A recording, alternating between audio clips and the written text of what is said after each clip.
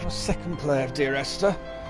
We're going to try and grab all of the urns and try and see how many of the director's commentary points we can pick up, because we had director's commentary turned off in the first playthrough. I'm also missing a few of the viewpoints, but I think I know where they are. And I have got notes on where the urns are. So let's turn off the mic and let's roll.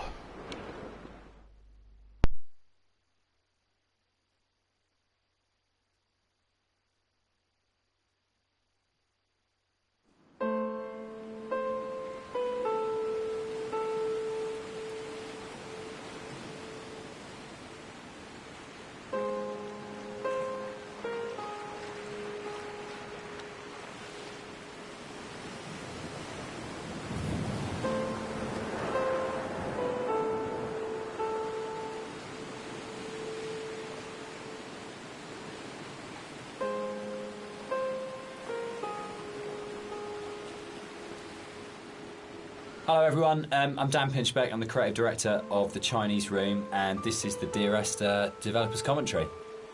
Hi, I'm Rob Briscoe, I'm the artist on Dear Esther. And I'm Jessica Curry, and I was the composer on the game. So what you're looking at today is a remake of a mod. Dear Esther started off in 2007 as a Half-Life 2 mod that did really, really well in the modding community, which was fantastic, and as a result of that attracted the attention of Rob, who worked as the primary developer on a Source remake of the game that was released in 2012. And this year is another remake where it's been updated for a cross-platform release, and we wanted to add in this developer's commentary just to give you a bit more of an insight into some of the ideas behind the game as it came together.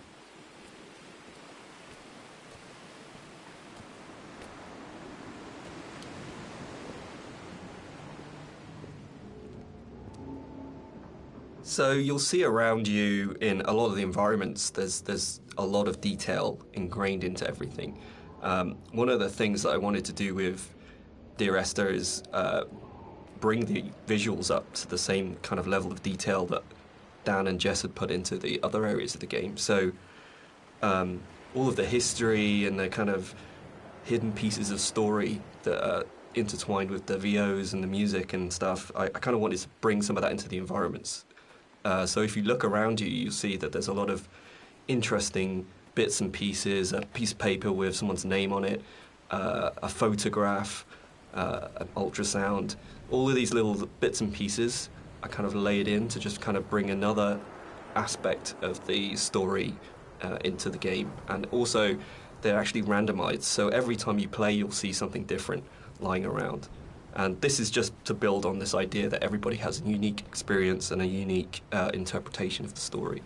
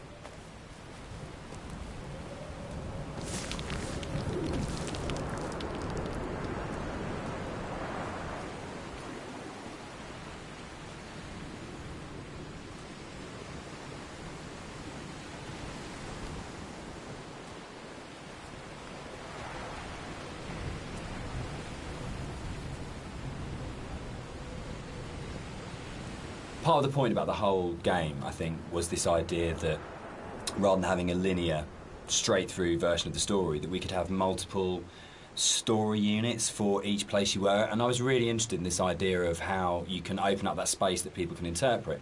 So I loved the idea that you could have two people that had played this game and then would have a conversation about it, and one of them would say, oh, what did you think about when this happened? And the other person would be like, well, that didn't happen for me. I had a completely different event happen or a completely different story happen. And it kind of feels very gamey in that way, that actually one of the things I love about writing for games is that you hand over so much control to the player that it becomes their story, and that's really, really important rather than trying to force them. So using randomised blocks of voiceover in the game and the kind of randomised prop details that Rob was talking about means that it gives it a really different feeling every time you go through. And that's kind of interesting for me, because I like the idea of going, well, not everyone has to have the same experience, and because it's interactive, you have the capacity to have very different experiences occupying the same space. So yeah, but balancing all that then becomes an absolute nightmare. I think it's nice though, because everybody gets a personal experience. Like, I love reading the forums and seeing how people come and they sort of tell their story and what they interpreted of it, and then you see other people discussing what they thought of it. And to me, it's kind of nice because everybody takes something unique away from it. When I wrote the music for the mod of Dear Esther, there was absolutely no budget whatsoever for live players, so all the music was sampled. But one of the good things about that is it actually forced me to be quite creative about how I wrote the music. So with my background in sound art, I wanted to use samples in a different way that wasn't just using it to sound like a violin. I wanted to time stretch and manipulate samples to make something different and strange and quite unique. But then when we got the Indie Fund money, I had the amazing opportunity to re-record the music with live players. And that was so exciting for me, actually, because that's where it comes to life. And I thought long and hard about whether to write new music, going from the mod to the commercial version, but actually I decided that my initial and original emotional response to the game was probably going to be the strongest response and reaction that I had. So I just literally, the music that I'd written for samples, I then wrote out for live instruments. But what they bring to it is transformative, actually.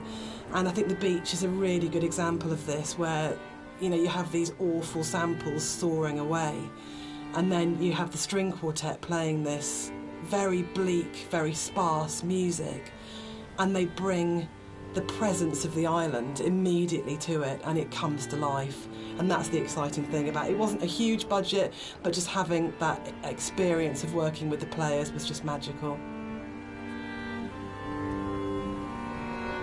So people have asked why the Dear Esther's set on a Hebridean island. What's really interesting about this is one of those times when your kind of aspirations as an artist and the practical realities kind of dovetail.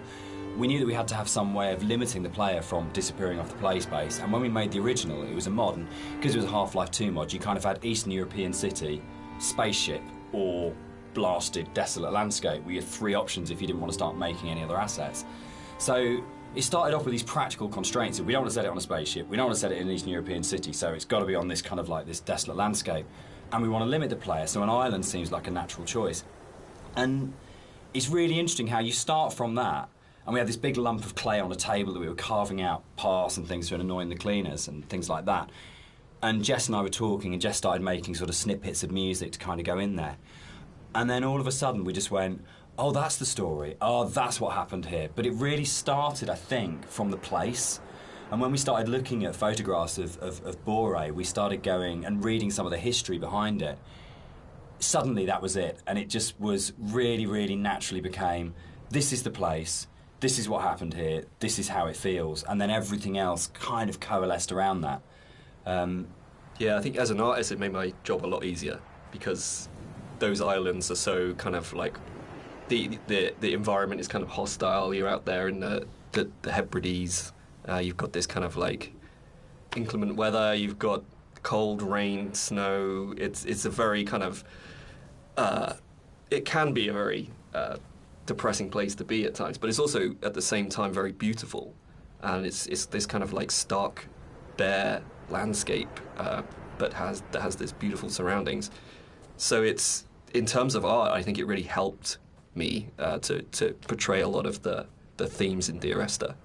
And there was a natural fit with the music as well. It suggested a musical style, which was really key, I think. One of the things you're always trying to do as a composer is create memorable themes. And a slight confession is that probably the most memorable theme, which is Remember in Dear Esther, wasn't actually created for the game. Rob's looking shocked. So it was actually from a piece of choral music that I'd written years. So people have asked why the Dear Esther's set on a Hebridean island. What's really interesting about this is one of those times when your kind of aspirations as an artist and the practical realities kind of dovetail.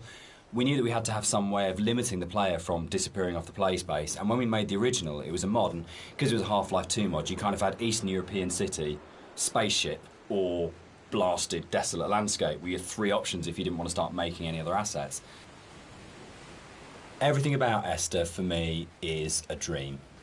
The landscape is not an island, it's the dream of an island. The music is like music that you wake up because you've heard in your sleep, but you're not conscious of hearing it.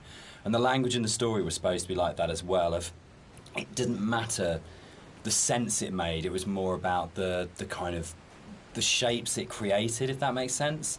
So that the words would kind of were like being in water, like listening to something underwater. It'd be this very dreamlike, symbolic, poetic thing. And it always had frustrated me in games with game writing. This has really changed quite a lot. There was never any space for poetic language. It was very exposition-y, very descriptive, very direct. And you'd have like art and audio would have these amazing creative spaces they could explore. But when it came down to actually writing, you just had to basically go into the room, describe the character, tell the player what to do. And it just seemed like the most boring thing you could do with words in a game. And why couldn't a writer have the same artistic freedom as a visual artist or an audio designer or a musician in terms of being able to say, isn't this just about creating this kind of emotional tone, this emotional space?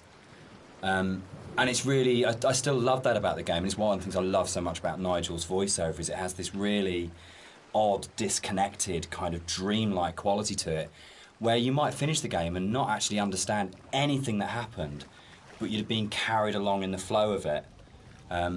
And without any kind of sarcasm at all, I get into trouble saying things like this. The same design principle applies as this to Halo. It's 30 seconds of fun, or 30 seconds of depressing engagement, I guess, in our case. But it is about that loop of being in the moment in the game constantly, and that's actually the critical thing that matters.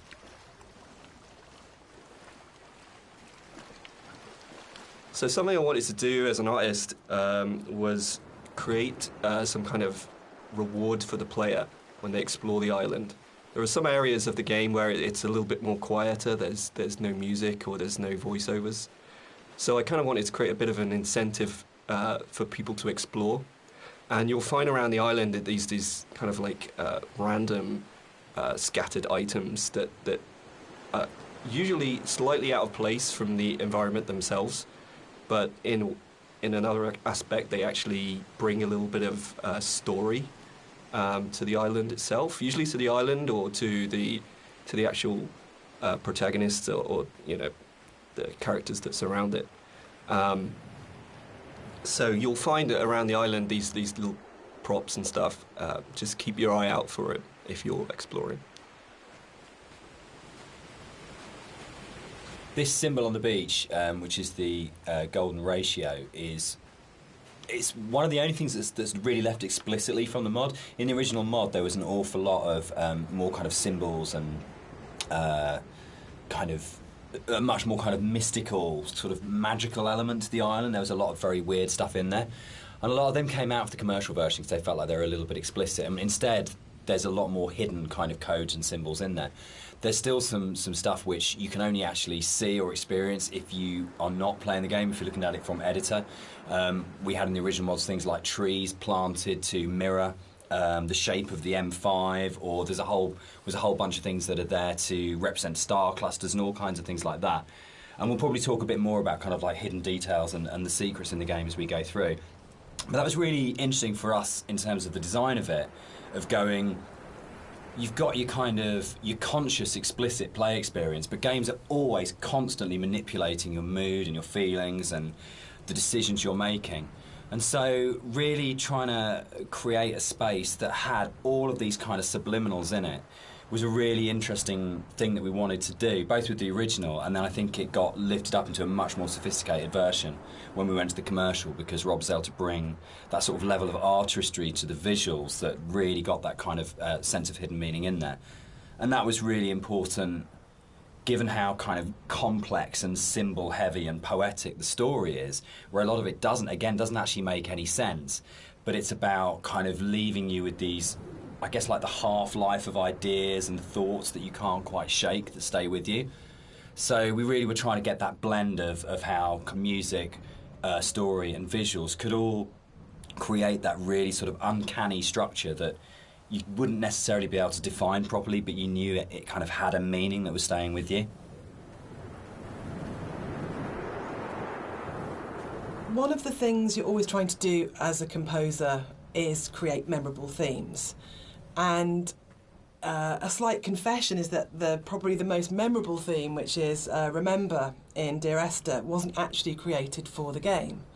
Rob's looking shocked. So it was actually from a piece of choral music that I'd written years before, based on a Christina Rossetti poem called Remember. And one of the things I was talking about earlier was how I didn't have any budget. So I had this piece of choral music, and I thought, hang on, this is absolutely perfect for Esther. But I don't want to use all of it. So the only bit that you actually get in the game is the first line of the choral piece of music. But that actually went on to form the main theme of the music that I wrote. And I think for me it's really interesting about how things that you've written earlier, years before, sometimes come in really, really useful and fit. So I always tell people and students not to despair if something doesn't get used or doesn't work at the time, because actually there'll come a place or in a time where you think, hang on a minute, I've got something that fits. So in terms of that memorable theme, the Remember theme gets used in multitude of different ways during the game. And one of the things it does is helps you to identify the kind of psychic place that you're in the game. So the theme is played in lots of different ways, and actually you'll notice that as you go through the game it becomes more and more broken and more manipulated and broken down as the player goes through the journey and as you're psychologically struggling to get to the end point in the game. So music's really, really useful for highlighting the psychological mood. And we talk a lot about psychogeography, which always sounds a bit pretentious, but actually I think it's really important to what the three of us did in the game. Yeah, absolutely. Dan, maybe you want to talk sort of like a bit the about core that. kind of idea about psychogeography. If you're not in the place you're in, is not the place you're in, or you create the place you're in. It's not just as you're here and then the landscape's out there, but you don't navigate like a city by street signs and by those kind of formal things. You navigate it by the things which are significant to you in the way that you've lived in that space. And I think that was really kind of key to, I think it's really central to how the fusion of art and story and music come together in Dear Esther, because it's not a place where we're going, right, we have to lead the player up here because it's a natural formation, and then you would naturally have a piece of music here because you come around a corner. But the story, music and art all work around the idea of what's going on in the narrator's head at this point. How do we represent his emotional state relative to this landscape? And again, it's that idea of the game is, it's a dream of a place. It's like the idea of it being a fever dream or a coma dream, which obviously ties in a lot with the kind of story, and we'll come back to in a lot more detail when we get to the caves a bit later on.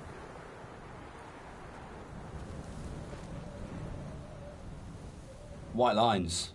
Yeah. They actually did this. It was really cool. I found this historical document. They used to do this on Boré and the Hebrides. If their disease broke out, Really?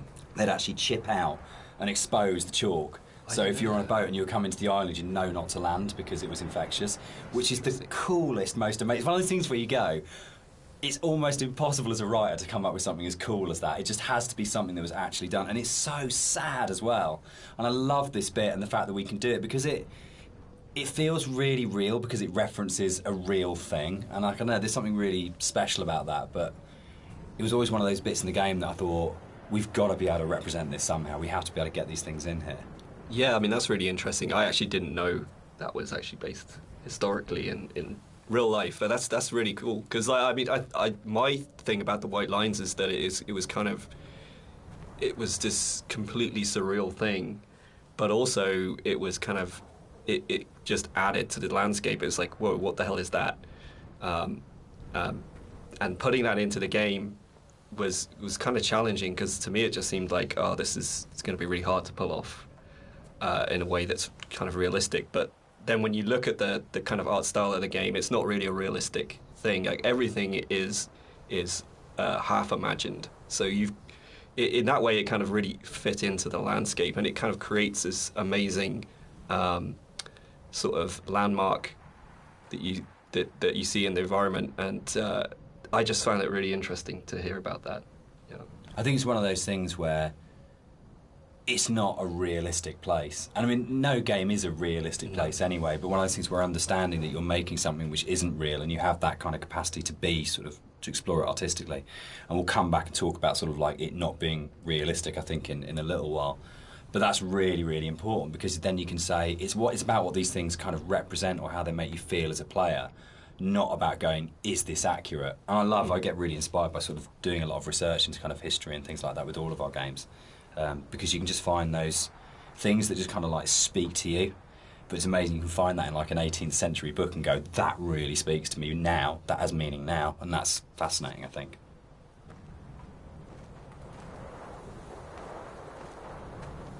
Something that I wanted to bring through in the art of the game was the same kind of fidelity that you find in both Jessica's music and Dan's writing. In the same kind of way that you have all of these little details, these very close attentions to detail that kind of really bring richness to the story. And something that was missing in the original mod version was just this lack of a visual layer of story. And something that I did throughout the art of the game is to add in all these little details here and there, little bits of story, little links to certain things that you may or may not hear or see, just a layer of richness in the world, and give you some kind of reward for exploring. So keep your eye out as you look around.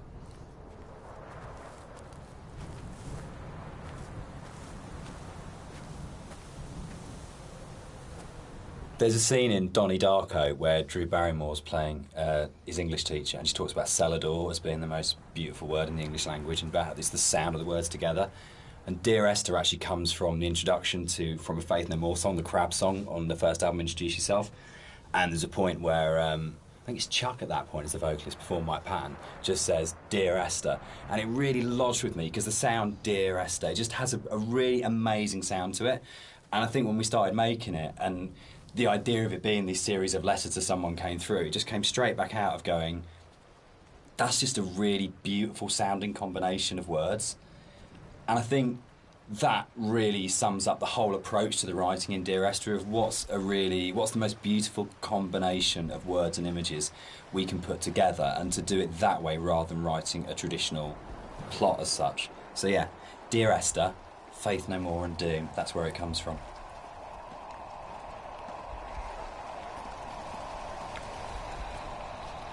I think the central question to the entire experience, for most people that have played it or are talking about it, is this idea of, is the island real? Is what's going on a literal event of a man walking across a Scottish island, or is it a dream that he's had? Does the island even exist? And one of the things that we try to do with the writing is to constantly lull the player into a position where they got an understanding, they made a decision about what they thought was going on, and then to undercut it. So you never actually were able to settle on any one interpretation.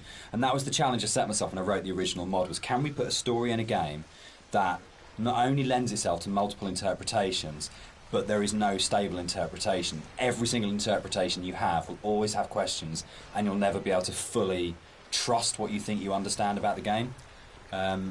So it's challenging, I think, for that result. It becomes quite a challenging kind of game story because of that, because you don't ever get that situation to go, I understand it now, I can walk away from this thing and it's all closed off and it's tidy. It was a very deliberate attempt to say, no matter where you think you are with this story, you're always questioning whether or not that's right.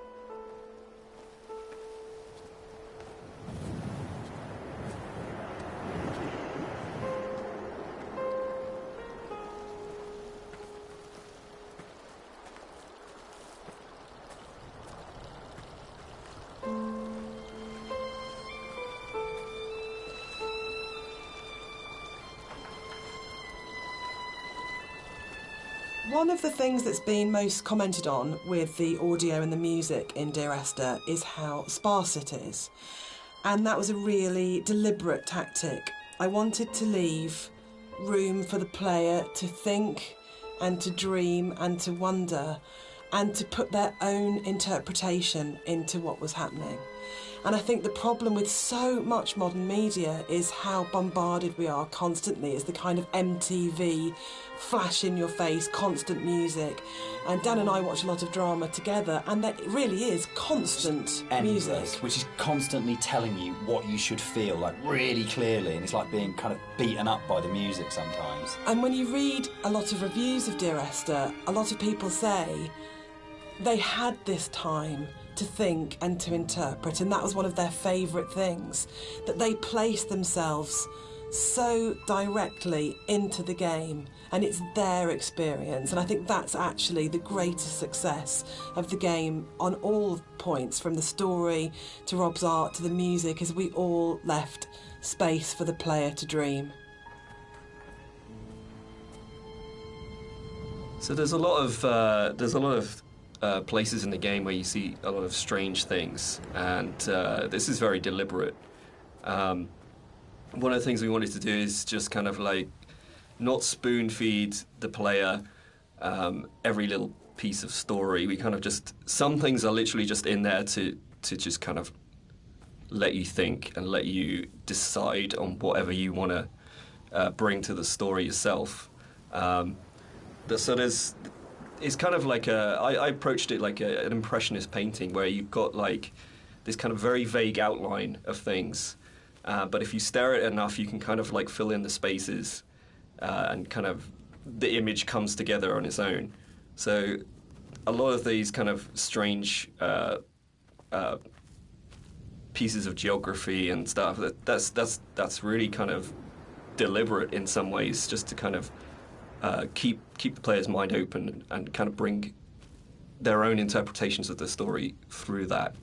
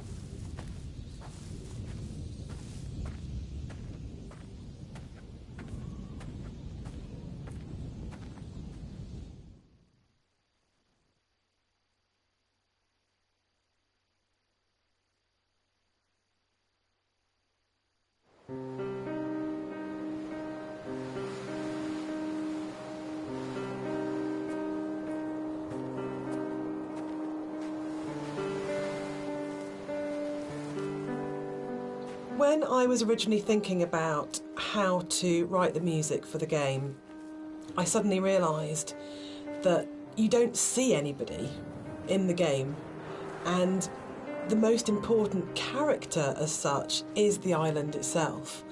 So one of the things that I did with the music was to write the island as if she or he were a character in its own right. And that's really important, I think, that you're going through this space and actually it's completely devoid of people, but the music in a way populates the island, and that the voice of the island speaks to you through the music. Which is interesting, because I think that's really come on in terms of later games we've done, that sowed the seeds for the way in which we approach music in Rapture, where it was very specifically the voice of characters. And Machine for Pigs as well, where the music was about being Lily's voice in the game, Lily's representation in the game. So it's interesting how, looking back on Esther, a lot of those kind of ideas were tried out here that then came on to take other forms in stuff we've done since.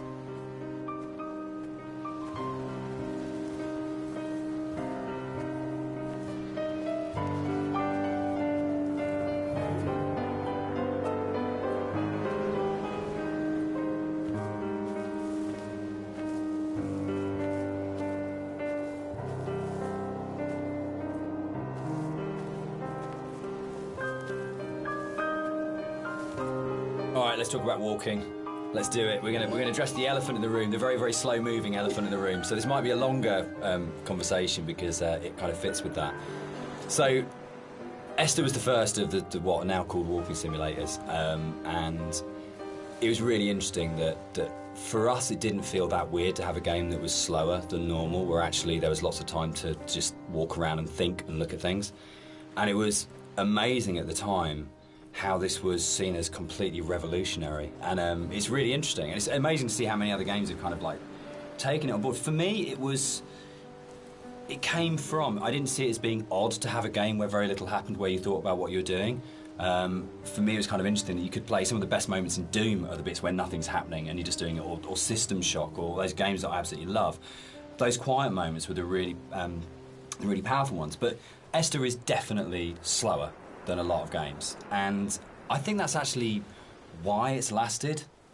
I think if we did have moments where we went, should it be faster, should we put a sprint button in, but I'm so pleased that we kind of held our nerve and went, no, just as like in real life, I don't run everywhere because that would be weird.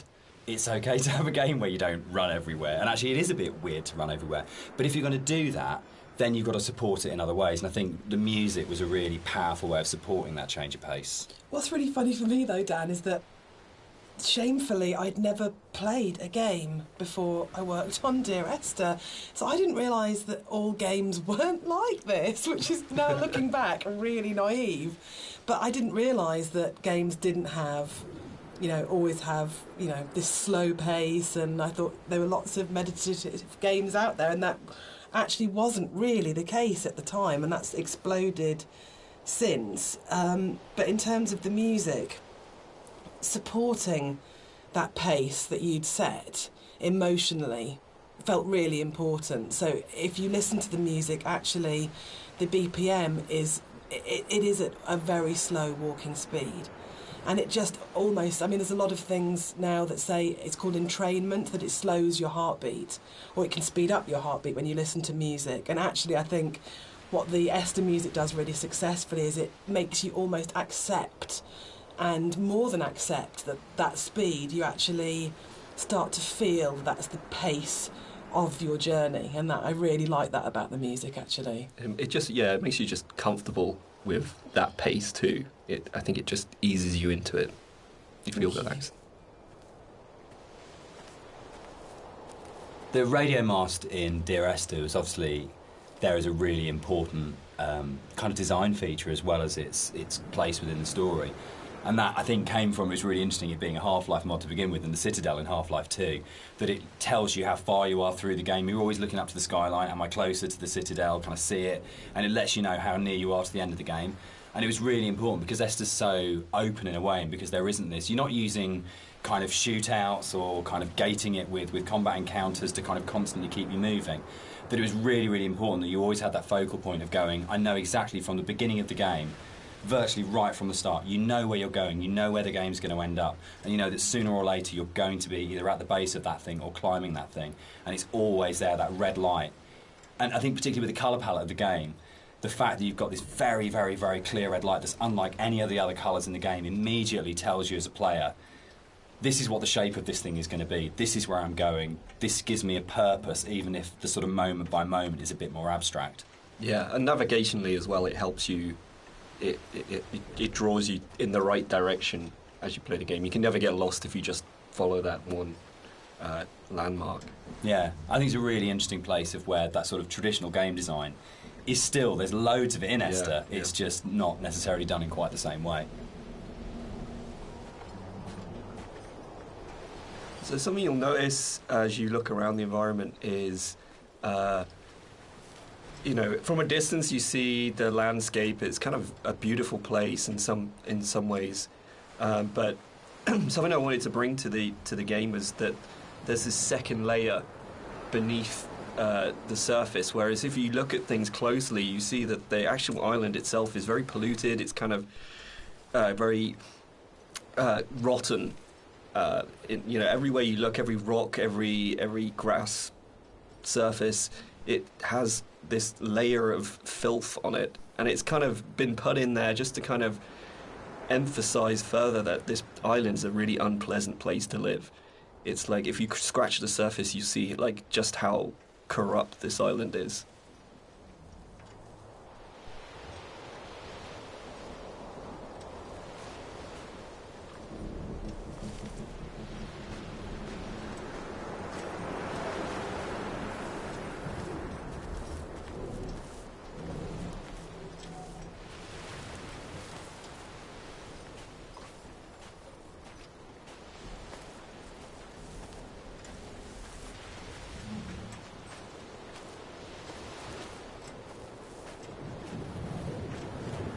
We cast and did all the voice direction for Esther ourselves for the mod, and it was basically Jess and I on a casting website just listening to people's show reels and finding what's the voice of this thing. And there was never any question about Nigel. I think we heard his show reel for the first time round. It's probably been listened to sort of 30 or 40 actors, and we started listening to his show reel and just both looked at each other and went, that's it, that's him. And it was amazing when Nigel came in. We had, I think, a day and a half to do the whole thing. And he just did that amazing thing that really, really great actors did. If he just walked in, got in front of the microphone, and more or less did the entire thing in one take. And we did hardly any retakes on anything. It just felt like his instinct for the character in the game was so strong that he just, without virtually any direction, just came in and just got it. And one of the hardest things with the voiceover that we did was when we went from the mod, which had 3 potential narrative units per queue, to 4 potential narrative units per queue, was not only finding new bits of writing that kind of complemented and played off what was there in the original mod, but for Nigel to come back in, nearly 5 years later, and to just re-find that voice in exactly the same way and deliver it in a way that fitted in and complemented it was a real testament to his ability as an actor, I think.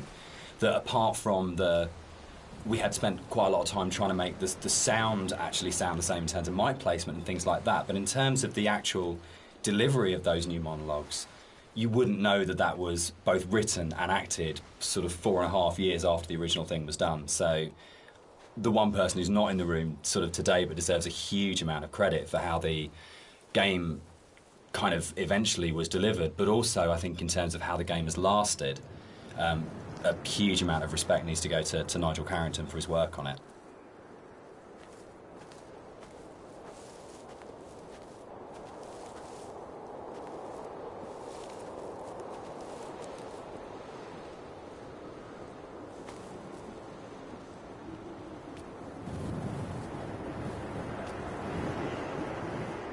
So this hole in the ground was kind of a difficult thing in some ways. It's a bit of a challenging aspect of the game. Because, in some ways, it kind of like, I think for me, we wanted to have this kind of this pit here, and I wanted the player to be able to actually go as close as possible and like look over the edge and kind of have this feeling of dread and stuff. But the other issue that we faced was like, what happens if the player just jumps into the hole? Like we have no real death in the game, And from a design point of view, Dan, I mean, I don't know what you it was really hard because it was a game where we couldn't let the player die. We didn't want to have respawns, but we had to handle the fact that there would be both accidents where the player would fall off a cliff or something, but also the deliberate urges of the player. Yeah. The first thing you're going to do is go, great, there's an ocean, how far out can I go? Or there's a cliff that's really high, can I jump off it? And how do you have death in a game where you can't have the player die? Because if the player starts breaking up the experience by dying and reloading, then you're in you start breaking the experience a lot. So... Yeah, I mean, we didn't want to also have, like, artificial boundaries, where it's like an invisible wall. Like, if you take a look through the game, you'll never see a place where you think you can get to, but you can't. There's always some kind of actual natural boundary or man-made boundary. So, yeah, that was the other thing. We didn't really want to create this invisible wall around this thing, so... It kind of, the whole drove the way in which that sort of the very weird audio-visual, probably one of the most dreamlike bits in the game, where if you do die and you get the kind of the heartbeat and the strange flashes of visuals. And I think in a lot of ways, if we hadn't had the hole there and we hadn't had a place where we go, right, players will jump in this hole, we have to start from that basis, they will throw themselves down this hole, it kind of gave us the impetus to really, really focus on it. And I think the stuff like the drowning deaths and the cliff deaths are strong because the hole was there, and I'm not sure if the hole hadn't been there, whether or not we'd have arrived at that way of handling it, which I'm really proud of. I think it's a really incredibly creative, interesting way of handling a player going out of bounds and of actually being able to reset the game when the player's basically done something you ideally wouldn't want them to do. Yeah, I kind of think it fits well with the theme of the game as well, because you don't really know what's just happened. Yeah, it's not like you hear a death sound and then you kind of respawn. It's this kind of like very soft, very ambiguous change. You know? There was a point in the original mod where if you died, it would do the whole Half-Life major fracture detected. Yeah. It always brought a really good tone to the game. Yeah. One of the really important jobs of a composer, I think, is to provide the player or the listener with different emotional tones and states. And up until this point in the game, the music has been very sparse, very intimate, and very isolating in a way. But the island is also a beautiful and magnificent place, and what I wanted to do at this point for the first time in the game is to create something that was really epic. So we go from that shift in scale where it's very intimate and small to suddenly realising that this is an extraordinary and magical place to be, as well as a difficult and quite sad and melancholic place to be. So the string players were instructed at this point to play with much more vibrato. Up until this point they've played in a very sort of Scottish style, actually, no vibrato, very plain playing. But this was a really beautiful cue to write, actually, because it has that scale. You suddenly realise that the island is really big, and you have this beautiful vista, and the music then shifts so the player can actually, just for a moment, I think, enjoy being where they are. Yeah, I think that's it. Can I come in? Yeah, I was going to say, this is actually one of my favourite parts of the game. It's just where everything, all the elements kind of come together perfectly. You've got the music, which is just epic, as Jess has said. You've got the landscape, which is kind of like this big open space. You've got all the little bits and pieces that I put into the detail of the environment, like the movement. There's leaves blowing around, there's the clouds in the sky, there's the mist rising off of the grass, and then you've got Dan's voiceover coming in there, and I think it's just like all of these elements coming together and just in perfect synergy, and just kind of, it really brings chills up your spine. So as you leave the bothy and the seagull takes off, that's the one jump scare in the game, which is kind of interesting, because when we made it, we kind of had to, we kind of called it a ghost story, but there was no intention, really. We kind of wanted this dreamy, hallucinatory type thing. But when it came out, people started coming back and saying, this game is absolutely terrifying. I was really, really frightened. And that was really amazing. And I think it's because nothing happens. We're so trained in games to go, there's stimulus all the time. That if nothing happens, you're waiting for something to happen. And kind of, I tend to go back to again and again the whole sequence in Dead Space 2 when you go back to the Ishimura, and it's like the best bit of Dead Space 2 because for what feels like hours, but it's probably only about 15 minutes, nothing happens and no necromorph comes at you, and it's absolutely terrifying because it's just this space and you're just left in it. So I think the kind of the bird here is really interesting because it can actually really, really make you jump. But I don't know if that was part of why people were saying that the game was really scary, but it was a real surprise when people started coming back and saying, this is a frightening game. And I don't know how much of that is to do with the ideas in the game are frightening when you think about them, and how much of it is to do with just the emptiness and the lack of kind of things in the game make it a really quite stressful or quite frightening place. But it was a real surprise, I think, that sort of reaction from a lot of players when we shipped it. Inside the bothy, there is a randomised chance that you can find an ultrasound picture on the table, and I think it's the one instance of randomisation in the game that is like the pinnacle of it, because the idea that Esther was pregnant when she died changes everything emotionally about how you understand the story. And not to say that you don't care as much if you don't find it, but it just adds this other layer of just the ground falls away from him the first time I saw it, and the meaning of the crash and Esther's death just means so much more when you go, it's not just about her, there was an unborn child here. And I think that's where the randomisation just hits its absolute peak, because it's one tiny detail that may or may not be there, but if it's there, it's going to... So as you leave the bothy and the seagull takes off, that's the one jump scare in the game, which is kind of interesting, because when we made it, we kind of had to, we kind of called it a ghost story, but there was no intention, really. We kind of wanted this dreamy, hallucinatory type thing. But when it came out, people started coming back and saying this. Inside the bothy, there is a randomised chance that you can find an ultrasound picture on the table, and I think it's the one instance of randomisation in the game that is like the pinnacle of it, because the idea that Esther was pregnant when she died changes everything emotionally about how you understand the story.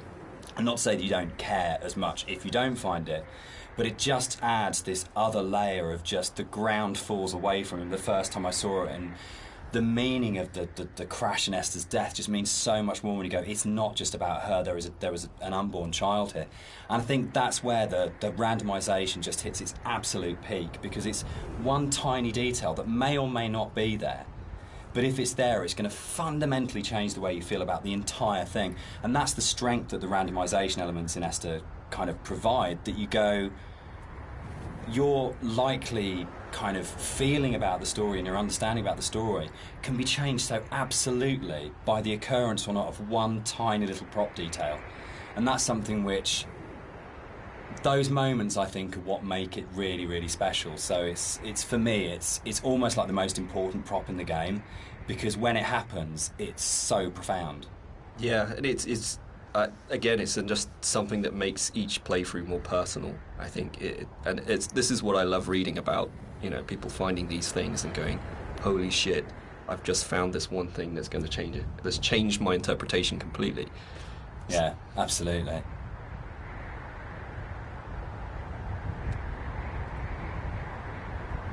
So one of the things that influenced the visuals quite a lot was the tech limitations at the time, and also the kind of themes of the game. Like, tech-wise, we were never ever going to kind of achieve photorealism, and I think that was a good thing. I mean, really, it made us sort of stretch out into other areas, and for me as an artist, it kind of made me think a little bit more creatively.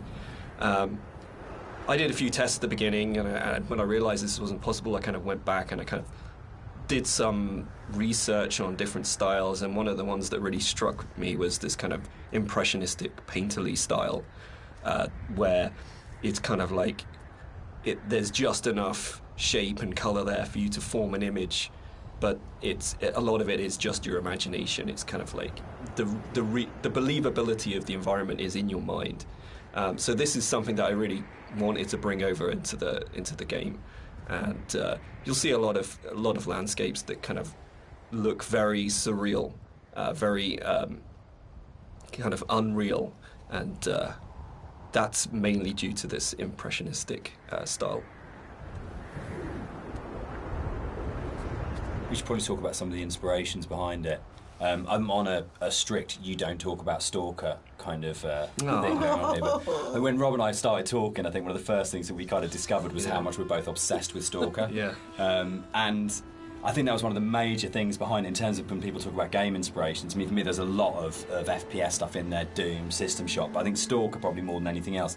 And Roadside Picnic, the Strugatsky novel that Stalker's based on, of the idea of this incredible space that you didn't understand, that's simultaneously beautiful and threatening.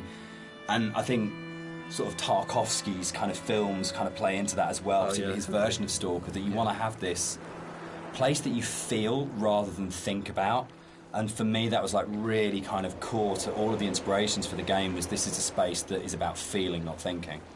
Yeah, I think the movies in particular, I think I hadn't watched the movies.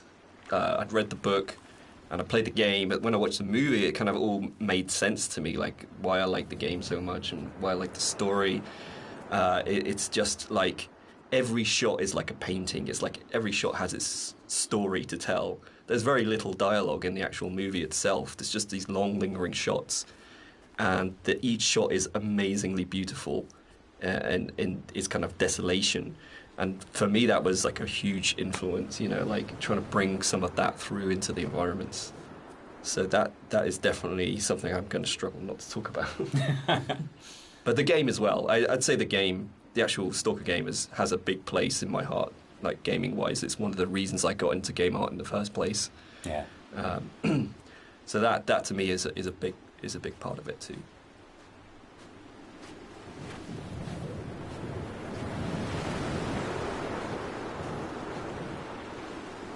One of the more interesting and challenging things to do in the visual side of things is to kind of create an emotional connection with the player. With the music, it's very strong, and the dialogue can kind of help you to feel what the character's feeling, but to kind of really create an atmosphere and to create emotion, it's very difficult. So I designed a few things very subtly within the environment to kind of plant imagery into your mind and kind of make you feel certain things.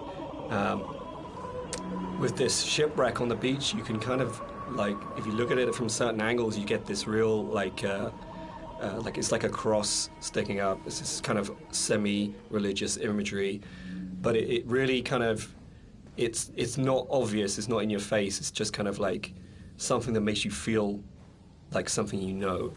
And so like there's a lot of deliberate attempts in the game to recreate that feeling, and it's kind of hard to point out in many other places, but it's done in a way where every single rock, every single plant, every single cliff face has been deliberately placed and designed in a way to try and make you feel something in the game.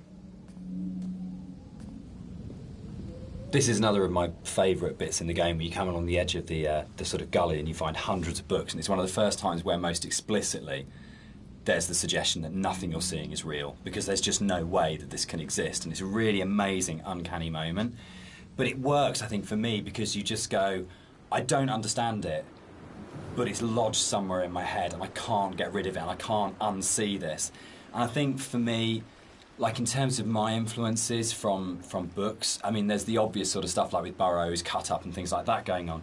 But it comes to the kind of books that I really love, that, like Roadside Picnic, or the other one by the Strugatskys as well, I absolutely love, is The Ugly Swans, that's just full of these images that you go, I don't understand, I literally have no idea what's going on here, but I can't shake it, it's just got its hooks in me. And I think more recently you've got books like Jeff Vandermeer's Annihilation does this so well, where nothing is understandable, but you feel the logic, but you can't understand the logic, but you feel like the logic's there. And that, I think, is a really powerful thing that games are so good at doing, of creating these things. And I think where a lot of game writing for me becomes kind of the wheels fall off it, is that they have these amazing ideas, and then suddenly there's this huge rush of going, right, we've developed this mythos and we've shown you all the tips of the iceberg, which are really interesting, but now we're just going to show you the whole iceberg.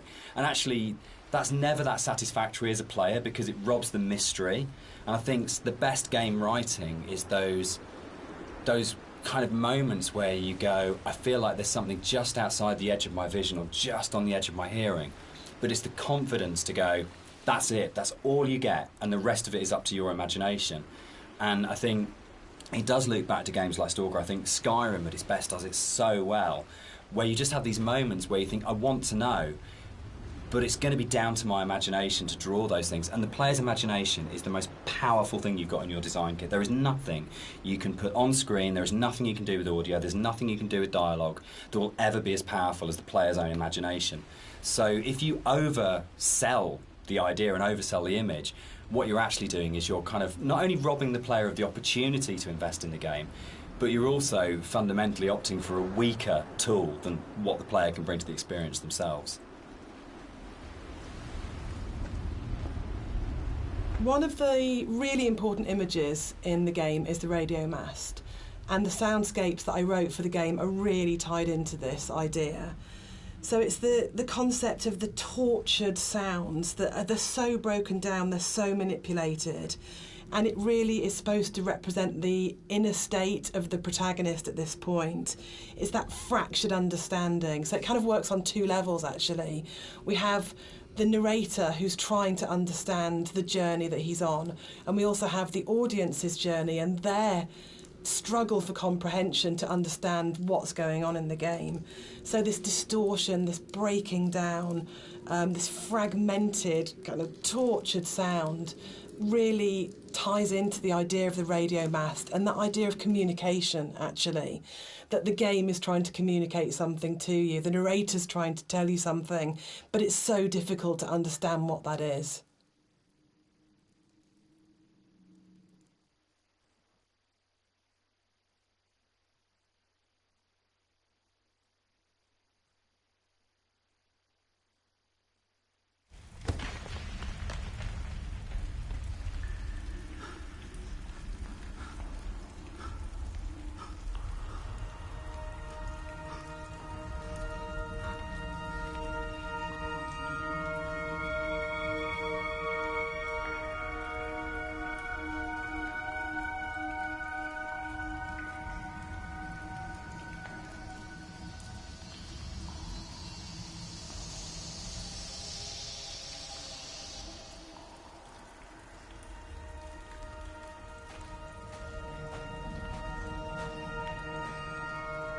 The caves in the game are really interesting because it's a very tonal shift within the whole visual look of the game. It's kind of like this more organic, more surreal, dreamlike landscape compared to what you're used to before this point.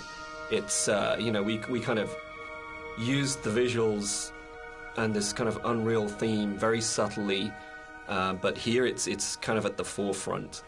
And it's, to me, has kind of been designed as this kind of journey through the inner self, through the body, and it's really designed to be a very different experience compared to the rest of the game.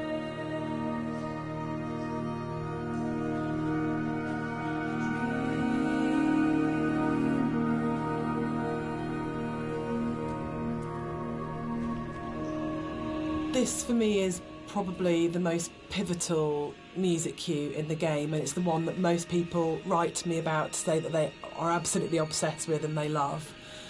It's the only music cue that has singing. It has a female voice, and I think that's a really important shift for me, that you've gone from this beautiful string music, but it's quite abstract, into what is effectively a song. And with lyrics, so you're actually explicitly saying something as a composer at this point. The other thing that I think it's important to say for me is it's the biggest shift from the music that I wrote for the mod. It's the same music, but the act of having it sung by an amazing singer. I sang it on the original and it's really bad, and Clara Sanabras re-recorded it, and it's what good actors do, it's what Nigel Carrington did, it's what good musicians do, and they take something that you've created and they just shove it up into the next level and make something that's good into something really extraordinary. And also for me, I think it's a point where the environment art and the music just meld so beautifully and so seamlessly into one. I mean, on a personal level, I've played the game hundreds of times now, and I still enter the caves and I look at Rob's work and I'm just absolutely overawed, just gobsmacked by its beauty. And I just think it's a really magical moment in gaming for me, actually. I know that probably sounds really dramatic, but I just think it absolutely hits something where everything just works together. And the music is so dreamlike. You know, Rob has talked about the journey through the body, and I think that's absolutely, for me, the music becomes so organic and fluid and actually very feminine and female at that point. You're hearing the voice of his love.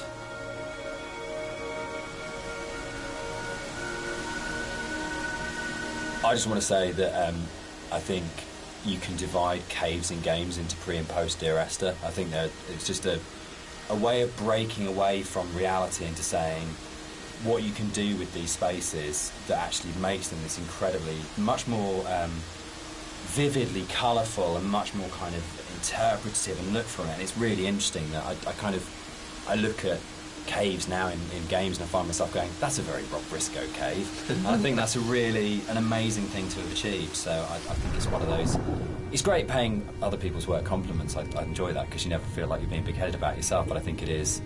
I think particularly it does come again down to that blend between the audio and visuals that just.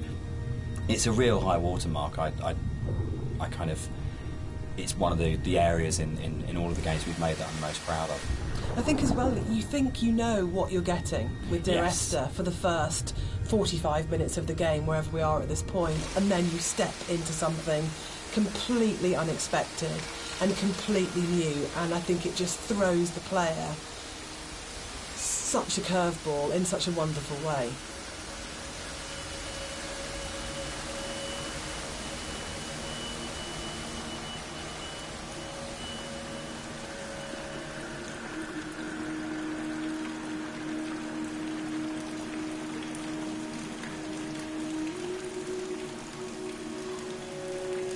I think when you're designing a game, it's very easy to get very locked into what the system can do.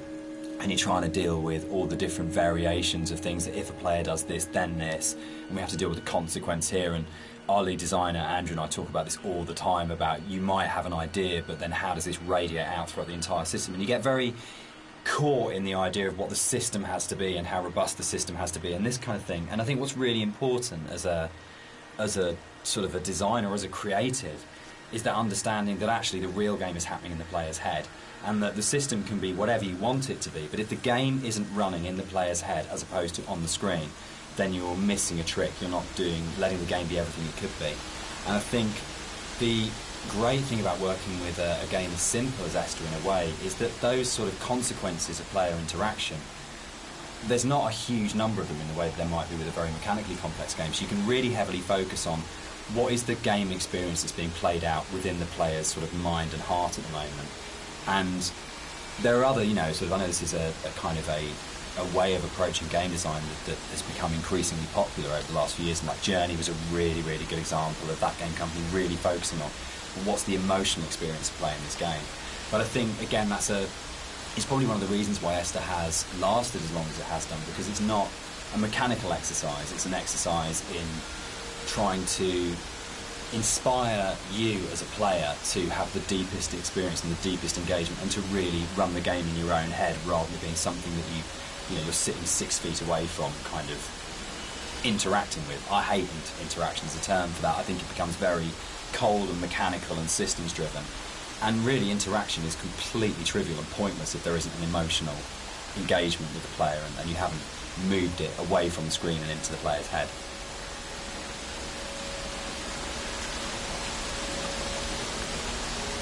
What's really important to me is that Dear Esther started out as a Half-Life 2 mod, and if the Half-Life 2 modding community hadn't championed it and celebrated it and downloaded it a lot and talked about it and loved it, then it would never have been a game. So it's never really bothered me, the kind of is it a game conversation, because as far as I can see it, Dear Esther and like everything that's come after it that's been inspired by it, this was championed by Half-Life 2 modders, and they made it what it is.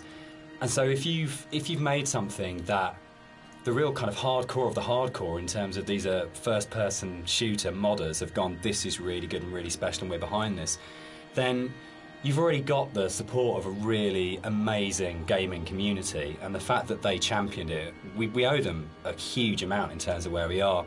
And I'm really proud to come out of that scene. I'm really proud to be a company and to be sitting here talking about a game that started life as a mod. Yeah, I think they're the ones that have really kind of like pushed us forward and given us the passion to be able to take it to a commercial level and give us the confidence to make us believe that there's an audience for this kind of thing.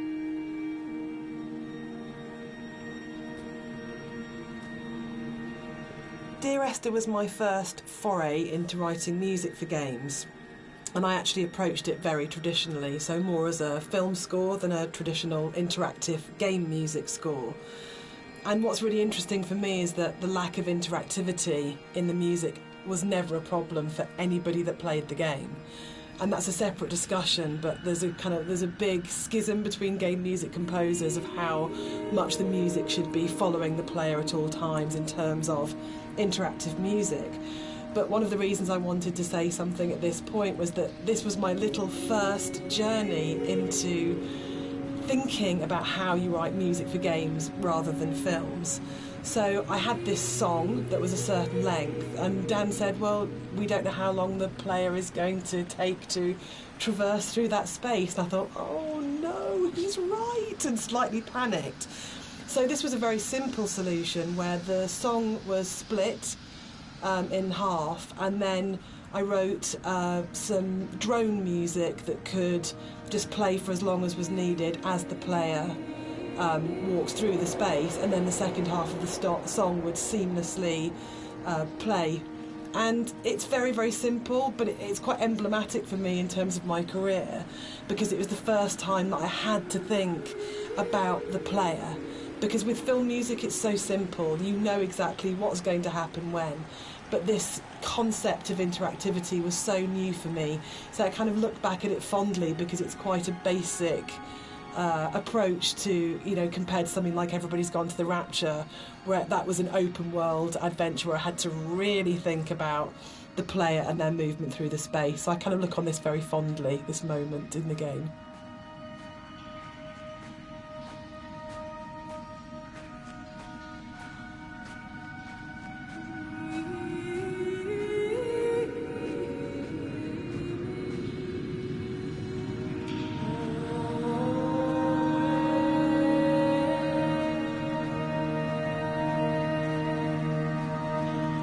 I don't know when the paper origami boats first came into things with Esther, really, but it felt like a really amazing metaphor of taking these letters and folding them into boats and then letting them leave the island, because at this point in the game, it's kind of the realisation is there that this isn't going to end well, and that the narrator is never leaving the island. And the idea that this kind of, again, the idea of communication, or the attempt or failing communication, or trying to speak through the coma, or whatever it is, however you want to interpret it. But the idea of putting the boat in the underground river really felt like it kind of reinforced that sort of dream-like kind of quality of the caves, of actually there's something really sad about this one boat, because when you see it go past, you know that even the boats aren't going to leave the island. Like, this is something which doesn't have a tidy, neat kind of like resolution, and there's, even if you don't sort of think about it to that sort of level of depth, there's just something, it's one of those things that I really love about games that you can do, where it's just a moment that has a really distinct emotional tone to it, that you go, there's a pause when you see that boat goes past, that I just think is, it's something special you can do with kind of media like games.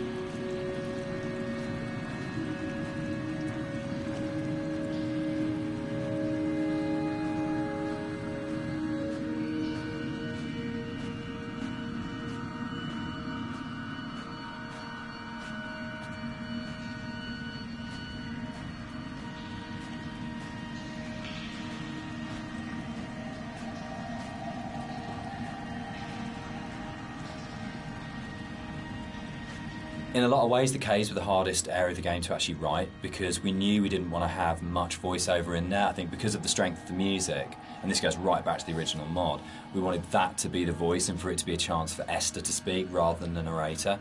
And we also wanted to have this break so when the narrator came out from the caves, you had a real definite sense of something happening and that he had changed as a result of this journey. So it meant it really felt wrong to have a lot of voiceover within there, but then that made it really difficult, because then it was, you had like 4 one-sentence lines in there, and each one of those had to have an absolute clarity and to really, really kind of work. So I think for me, it was really interesting. It's like the difference between writing kind of fiction and writing poetry. When you read really amazing poets and you have that incredible surgical precision where every single word is considered and placed so absolutely, and rather than being able to kind of, because the narrator rambles quite naturally, it was able to, you could kind of get into the flow of the narrator's ramble in other places in the level, and this was a real challenge because suddenly I was having to write like a poet, of going, every single one of these words, every single cadence, every single sound has to be absolutely perfect, or it'll just feel like the narrator's voice is intruding on the rest of the experience. So it was, yeah, I think definitely the most challenging area of the game as a writer.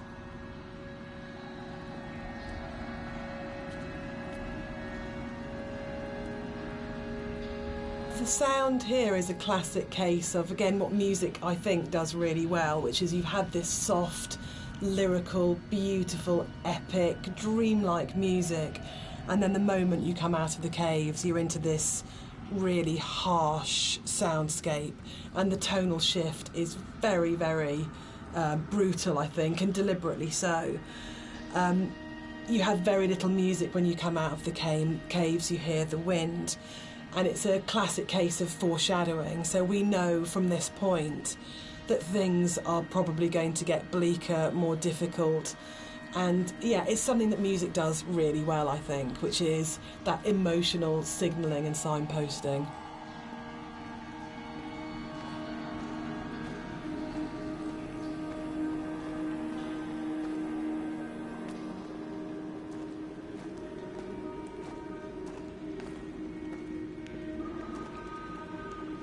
This whole area moved, didn't it? The original mod, this was a cave, right at the beginning of the caves where everything was written, and it moved to the back end of the level, and we had this long corridor that's full of these kind of...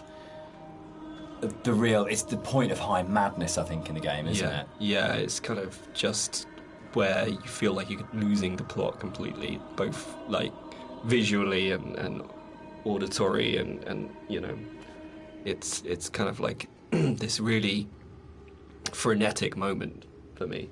I think it's where you feel most that you're underneath a mountain, and you feel the weight of that mountain, and just I loved the idea when we were, you know, putting through it of what would it actually take to do this, like to actually paint all these symbols and what is going on, and it's quite an explicit kind of thing of madness, of going, you would have to be insane or very, very disturbed to actually do this, and what is the process that this person's trying to work through, what they trying to achieve by this. And I think it really strengthened it, making it a crawl through a tunnel as opposed to just a static location.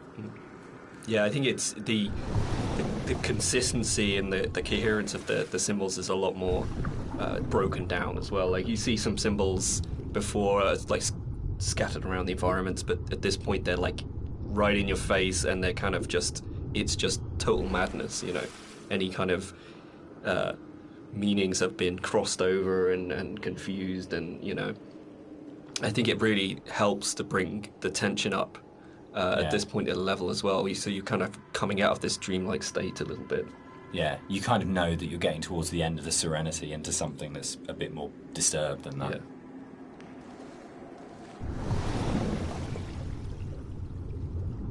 This is a bit more of a contentious one because we disagree on this one. I struggle with this. With the points in the caves where you duck above and below the water, and you have to have that transition of audio. And I love the audio on both sides of the surface tension of the water, but I really struggle with you breaking water because it's such a hard edge to the sound. And I don't think there's any other way around that. And you need to have those moments where you do go underwater because it's so important. But it's one of the areas that's never sat very comfortably with me, because I feel like in a level which hasn't got a single edge in it, it's the one edge within it, and it breaks me. And that's why I think it's so successful, because you've been lured into this completely hallucinatory, dreamlike world, and then all of a sudden, as a player, you're literally gasping for breath. You're coming up for air. And I think when we're talking about that metaphor of the body, for me, it's so about birth, and it's about this coming through the water, and actually it's a moment of realisation for me, but you're having to go back under again, and you're diving down. So for me, without wanting to sound incredibly pretentious, it's about the fight between the conscious and the subconscious, and that struggle. Booyah! There's actually a really interesting thing about that underwater section there, though, is that, I don't know if you remember, but you had a certain piece of music that plays when you're underwater, and to me, I really like that. It's kind of like because at this point it's kind of like a very calm, relaxed type of a journey, and you go underwater and it starts to break apart a little bit, and it's almost like, that kind of psychosis is still there. It's not complete bliss at this point, and and it helps to build the atmosphere up to this final jump. So we're both saying that Dan's wrong. Yeah. Excellent. Yeah. That's good. That's the way it should be.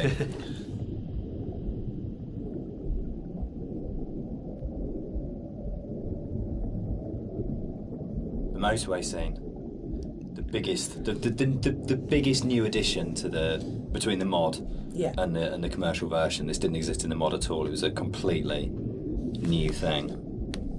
Yeah, it's I wasn't sure where the idea spawned from to have this scene, whether I just sort of went off or we discussed it, or I can't remember. I can't remember. Can you remember? It just kind of appeared, didn't it? And then it was just this kind of. I think for me, actually, I remember being some technical difficulty between the drop and then coming out at the end part, but it was the same thing that we dealt with in the past of like, how do we not kill the player?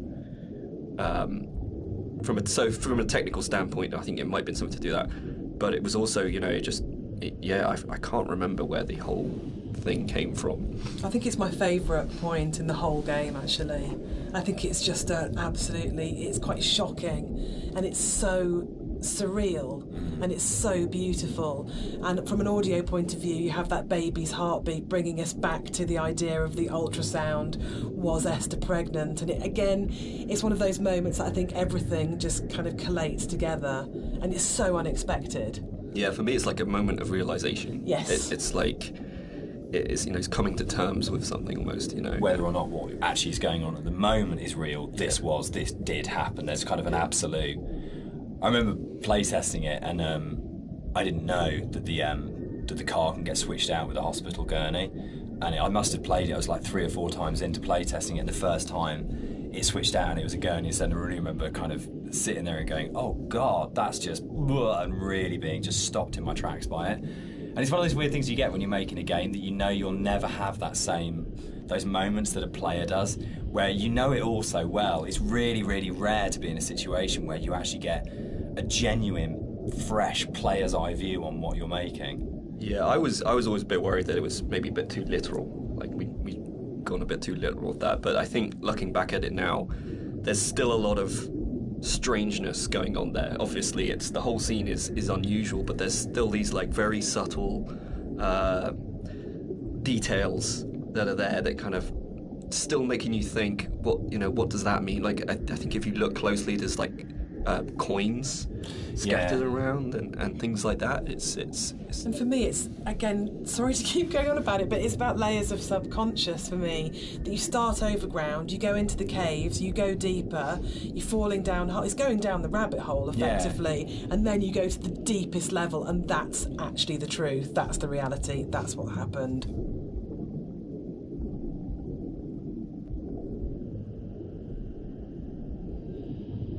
So the admission really is that I did play fast and loose with the geography of the M5. There isn't actually a welcome break service. It's just outside the junction of Sanford. But we also know, pointed out to you. Players. I mean, what a thing if you make something that's based vaguely on somewhere in real life. In terms of a compliment, when you're getting emails from players going, there isn't a welcome break there, and people really trying to work out where is this, and whole threads about where on the M5 it is. That's just the most amazing feeling. But I think what I really love about, what I think works really, really well in Esther, and again it's something that I think is really carried forward to our other games, is that a lot of the time we're not dealing with kind of like big, glamorous, amazing, epic places. It's a sort of like a ratty little island in the Hebrides. It's someone who lived in Wolverhampton. It's just outside, you know, a service station on a stretch of the M5. And I think that earths what's going on. It gives it a realness as well, particularly when you sort of put it against the surrealness of the caves. Actually, kind of going, this is really surreal and this is really, really dreamlike. But actually, I'm talking about, you know, a car accident just outside a little chef, and that playing off those two things against each other. It's like making the ordinary extraordinary. Absolutely, yeah.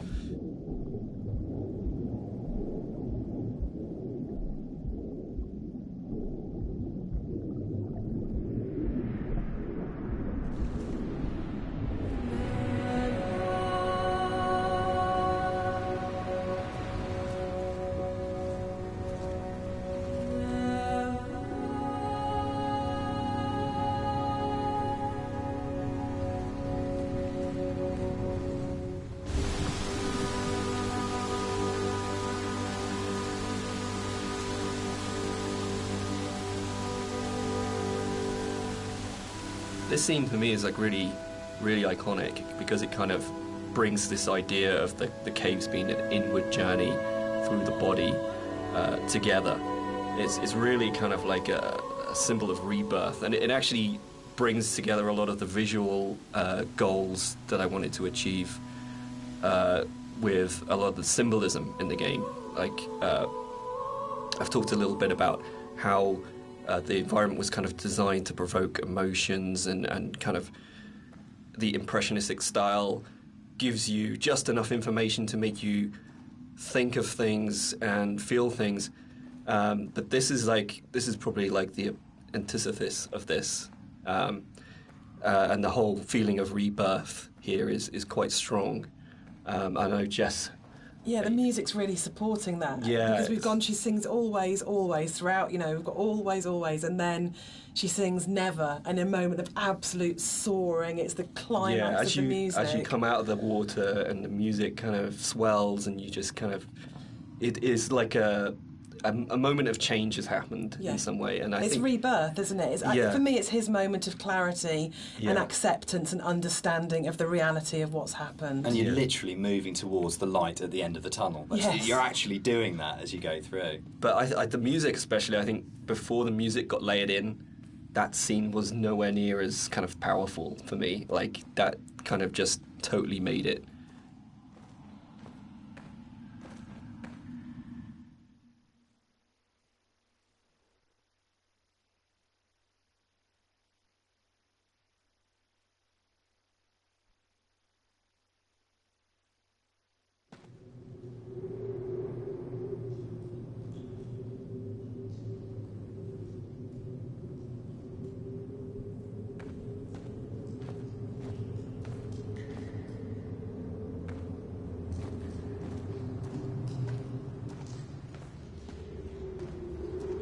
Dan and I had worked on lots of projects together, non-game projects, before we made Dear Esther. And I think the thing that links all of the projects that we've worked on together is that idea of hidden stories and layers of stories.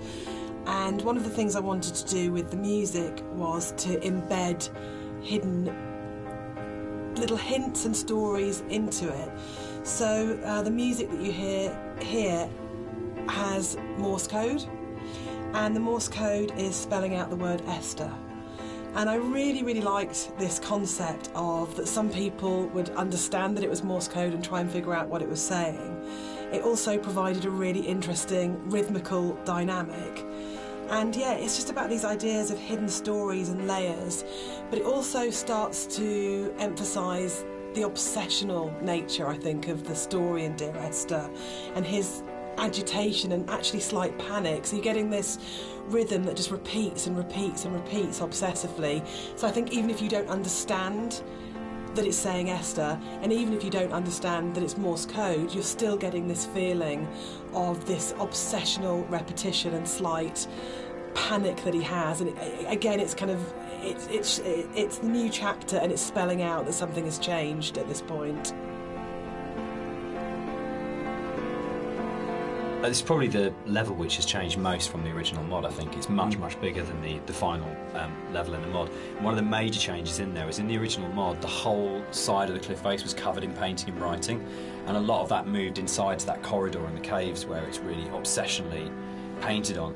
And it was really, we spent so long on that because we were trying to get it looking right, because it's one of those really interesting examples where I loved the image and the idea that you've got this guy painting the entire side of a mountain with words and symbols and things. But it was really interesting when it went into the rebuild, it just never worked. And I think it was because the environment was so crude in the mod that those symbols and that painting became the focus of the level, and it changed the feeling of the level completely, when actually that just wasn't something we could realise in any way, that not even technically but just didn't artistically look and feel right. And I think probably sort of retrospectively looking back on it, that's about the sort of the sophistication and the subtlety that then came into the art, rather than just being, this is literally just a canvas that we write words on, to actually the environment telling its own story without the story being literally painted on it. Yeah, it was very difficult when we were experimenting with that to kind of like make it not completely unreal. Like, I think for me it was kind of, I wanted to kind of bring the player a little bit back into reality after the caves, and I think with having those symbols everywhere, it was kind of pushing them out a little bit. So I think what we came to, the kind of compromise we had, it was kind of a nice in-between.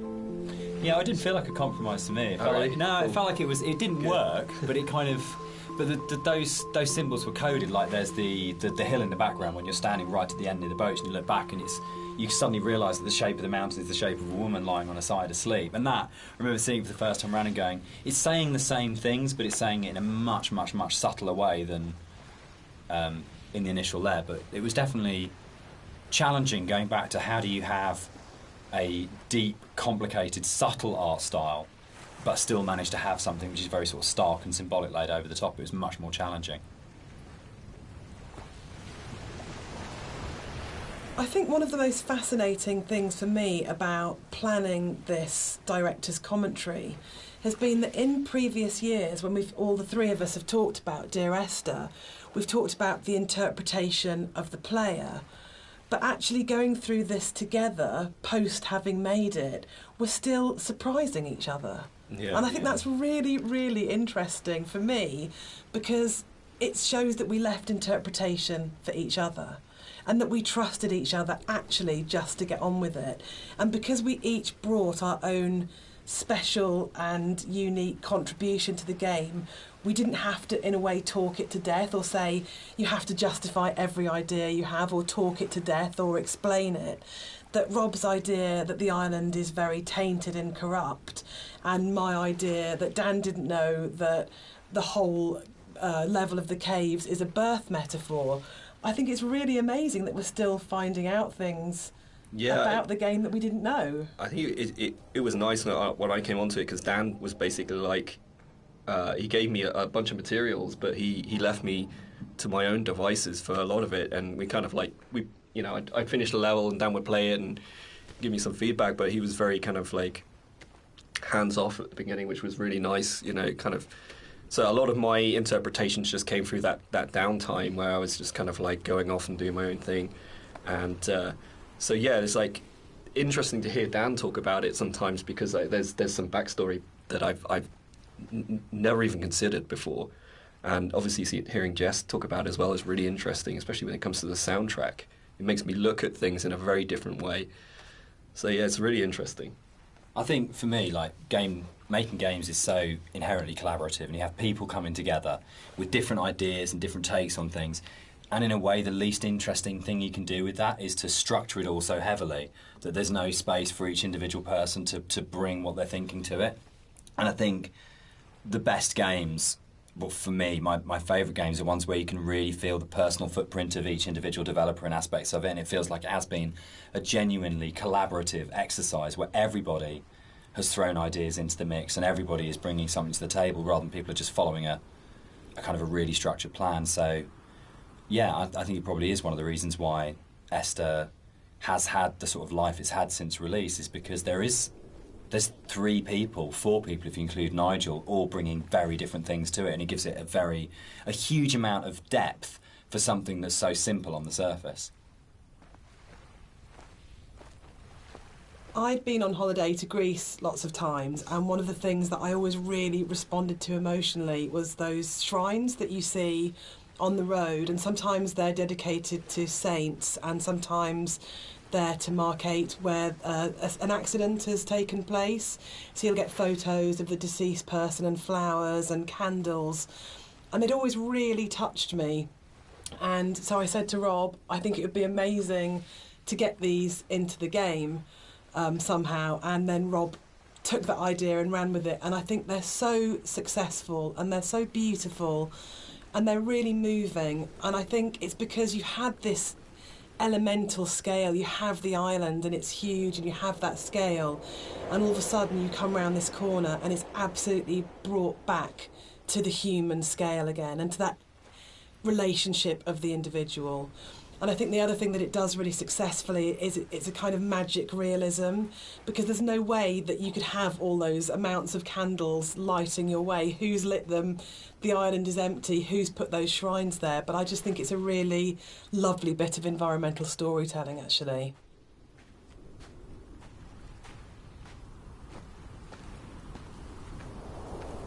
One of the really nice things about the move from mod to the commercial version is that we had a couple of years' worth of the community talking about the game before we went back into it again. And one of the things that I read on a forum was that someone had constructed this amazing version of the story where they'd decided that the narrator was Paul. And I hadn't thought of that. It was never part of the original writing. And I thought, that's so amazing that as a writer, your audience can find something in what you're doing that you hadn't thought of. So it was really important when we went back in to record the additional set of voiceovers.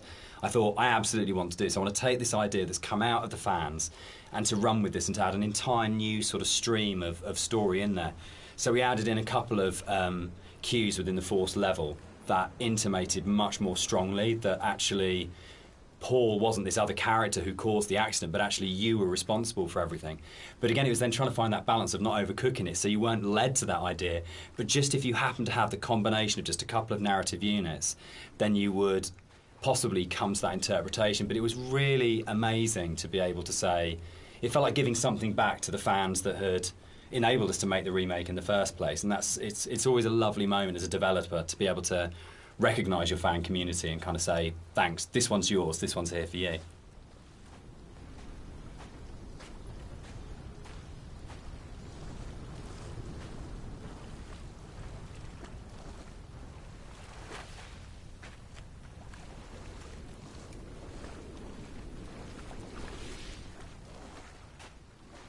What's fascinating to me, Dan, is that you're an atheist, but each of the 3 games that we've made are so strongly about religion, either the language or taking allegories and stories. Why are you so drawn to it? I think I'm really interested in people and the stories that make up people. And I think there is in the Bible, like most kind of religious texts, it's not about what it is, it's about what is behind what it is, and that's what you're really getting to, is the idea of the sort of the parable or the metaphor. And it really felt like, particularly with Paul on the road to Damascus, is a story that many people know and we can understand, and it's about redemption and consequence and guilt and transformation and who you really are and what that means. And it felt like just a really strong, powerful way of making it very accessible, the narrator's kind of inner turmoil, in a kind of a story that we know really well. And there's a universality to those kind of questions that, whether it's, Christianity, whether it's Islam, whether it's kind of Buddhism, that they're asking very broadly similar questions. What does it mean to be human? What does it mean to be a good person? How should we behave to each other? How should we feel about the world we're in? And it's a really powerful way of speaking to a lot of people. I think that's always been really important as well, is that it's about saying no matter who you are or what your kind of like outlook on life is, whether that's faith-based or secular, that we are all effectively asking the same questions, and that's why I think all our games kind of tend to be around those questions. Is Dear Esther a depressing game or a hopeful game? For me, it's kind of like a mix of both, really. I think, like, my interpretation is kind of like, always feel like kind of depressed when I think about the kind of turmoil that this guy's been going through for God knows how long, and the kind of environment he's been in, and, you know, all these events surrounding his story. But for me, I always feel like a little bit hopeful at the end. You know, the conclusion just feels like a relief, and like this is kind of all ended in some way. What do you think, Jess? I think it's a game about acceptance, and I really like that. And I think it's telling that a lot of people with mental health issues have responded really positively to the game, and we get a lot of emails and letters from those people saying that it's helped them through a really difficult time. And for me, that's because it's about the struggle of being human, that it's hard and that we love and that we grieve and we lose, but we come through it. And those things are what makes us human, that it's transformative and that the pain is part of life. And that's a really beautiful message. And I think that's what you do so well, Dan. That's what you write about. You write about what it is to be human. So, Dan, you wrote it. Without wanting to cop out, one of the things about writing it that I really wanted to do was to make something that people could take and could own, and it would be their take on it. And their interpretation of it mattered in a way that mine didn't. My job was to give them the architecture to interpret in their way. So I think that is a cop-out. I do. I think as a writer you always have. Yeah, I think it's redemptive. But I don't think the redemption is as cut and dried as it's all okay at the end. It's not okay at the end. But there is a release, there's an escape, that bad times will happen, but they will end. And they won't always end positively, but they will end. And that's I think, the redemption of it, of saying that things are never easy. This too shall pass. This too shall pass, which my mum always says, you know, and I think that's probably the motto of the Chinese room, yeah, actually, absolutely. isn't it? Like, I don't think it's as kind of openly positive as, say, Rapture had a much more strongly positive end. I don't think Esther has. I think it's much greyer than that. But I think fundamentally it's about coming to terms.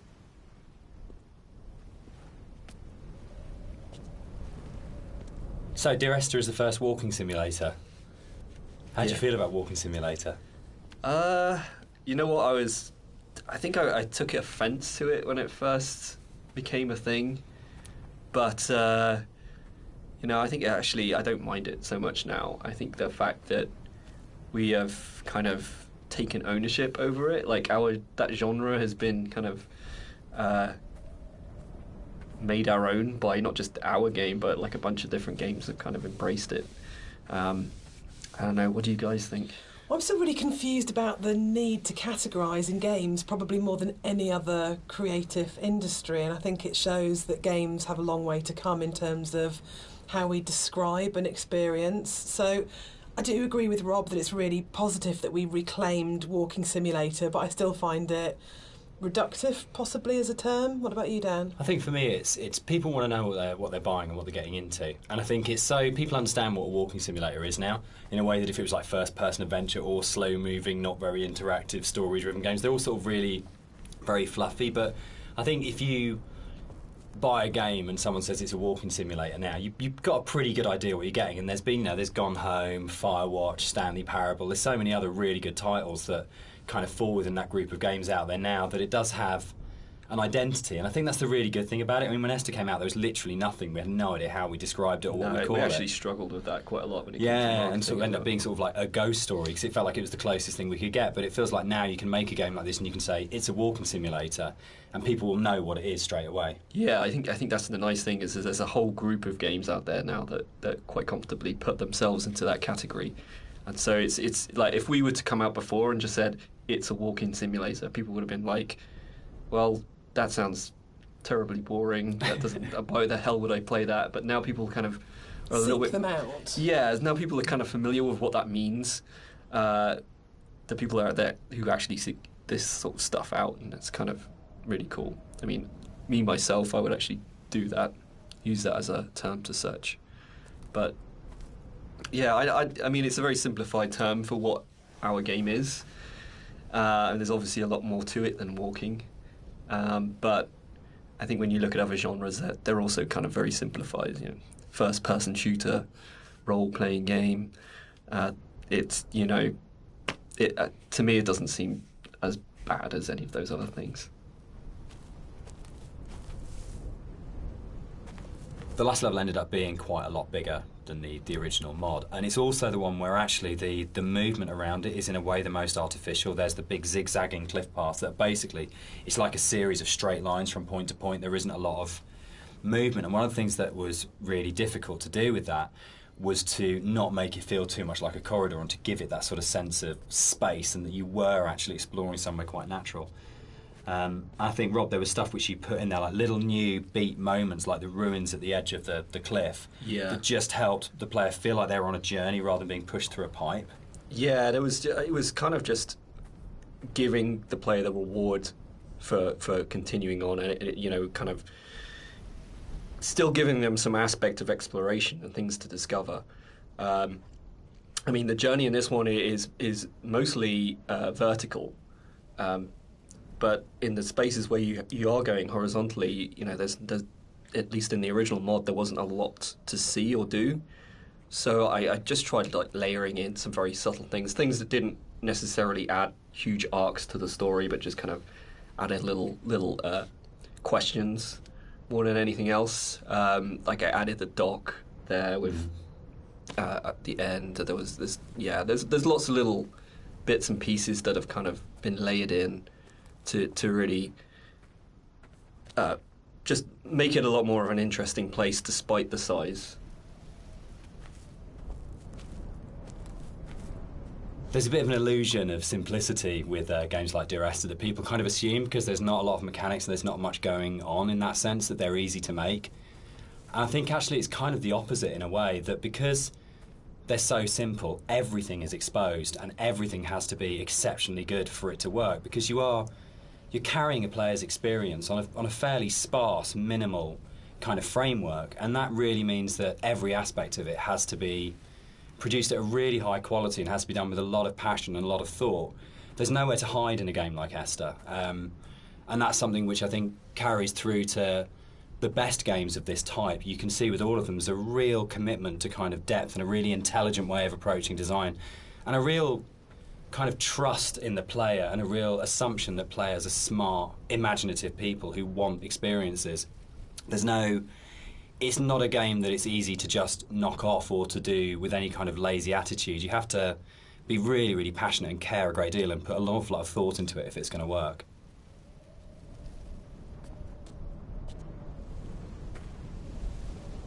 One of the things that I think was added more frequently in the final version of Dear Esther was the inclusion of a number of ghosts in the game.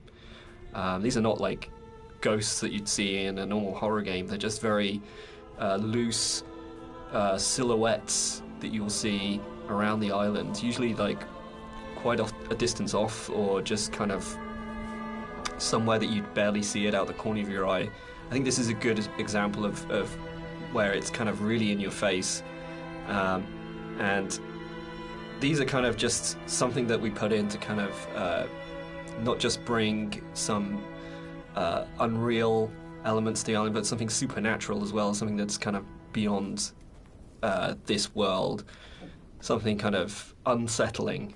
And yeah, a lot of effort's been put in to make these things very subtle. I didn't really want them to be like, I didn't want it to be a ghost story, so to speak, but I just kind of wanted to bring some of this supernatural element into the game, and this area is probably one of the most prominent because you can see it just before you go down into the gully here, and I think it's really one of my favourite scenes just because of it being so spooky, so unreal, and so interesting.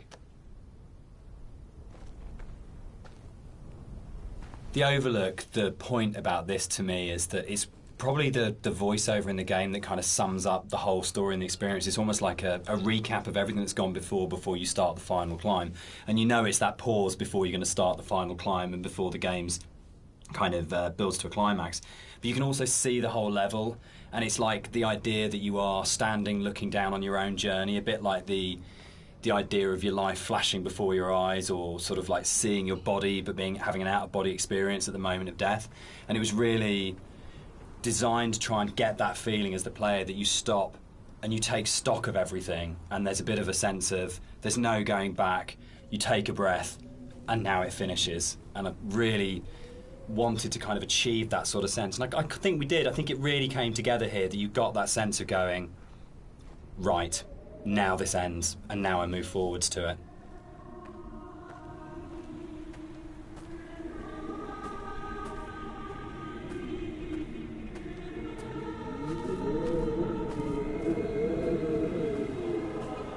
So here it kind of, the environment becomes a little bit more surreal again.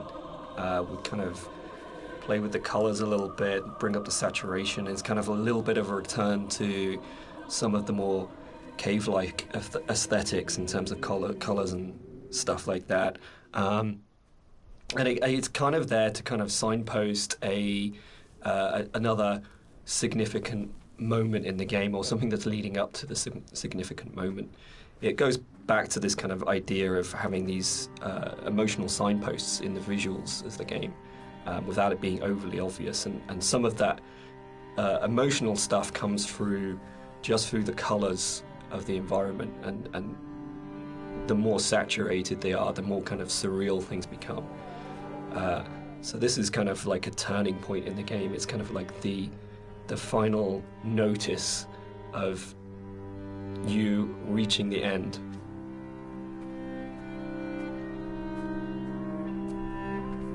The music that's playing here is a repeat of another cue, and originally we hear it played on the piano, and the string quartet take on the piece here.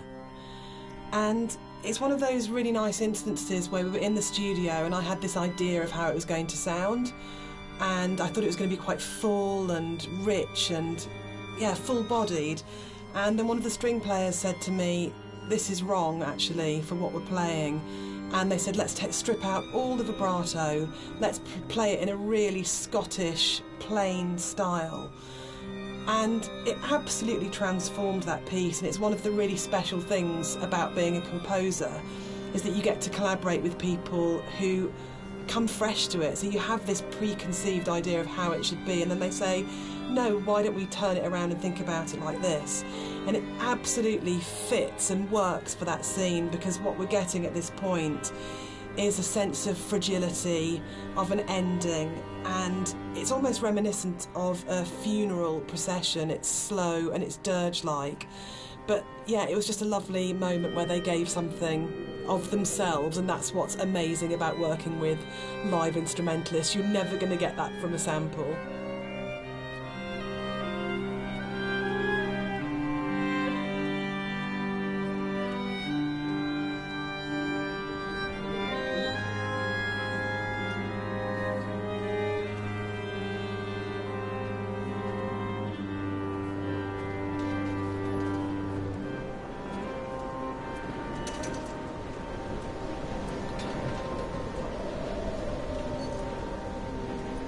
It was possible that this last section of the game could have felt quite laborious and forced, because it's two long zigzagging paths that just go up, and there was a real importance to getting it right. Quite a lot of work went into it. I think at this point for me, you probably as a player understand that the narrator's going to die at the end, and that this is it. And that unlike where the rest of the island, there's this sense of this could just keep going on forever and ever and ever, and you're going to keep the motif of come back.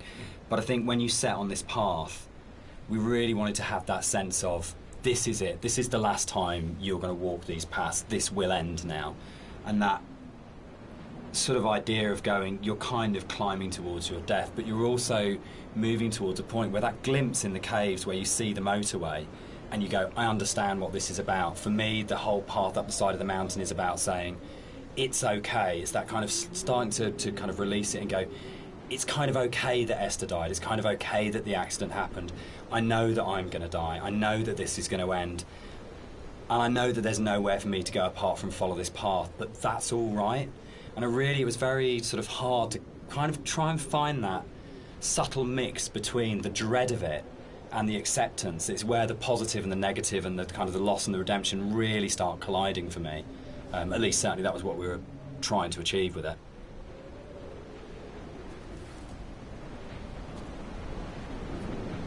With the climb being quite a poignant moment of the game overall and of the story, it was quite a difficult task to try and make that climb still interesting and not too laborious, because it's kind of this zigzag up there with nothing really. There's no real environment. You just kind of have the sea on one side and the cliff face on the other.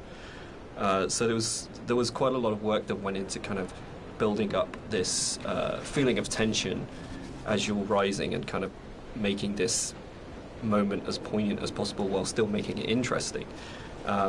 So a lot of effort was put into building up this weather, building up the winds and the swaying of the grass and kind of the volume of the soundscapes and everything mixing together with the music, and just kind of visually really trying to make this a tense moment. And I think it's hopefully been pulled off all right. And you'll notice when you get to the top, this kind of tension dies, and that's very purposeful. You'll see no more wind. It's just kind of like a symbolic thing where you're coming to the last moment, the point of no return, and that's been very deliberately designed that way.